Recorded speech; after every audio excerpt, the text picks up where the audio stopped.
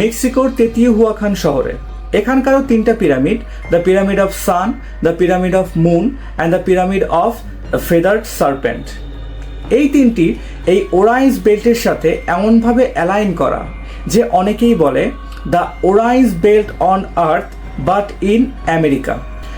এইবার কথা হচ্ছে, এই মেক্সিকোর যে তেতিহুয়াখান যে শহরটা, এটি ইজিপ্টের কয়েক হাজার বছর পরে এসেছে, কিন্তু এখানকারও এই তিনটি পিরামিড ওই তারার সাথে একইভাবে অ্যালাইন করে বানানো।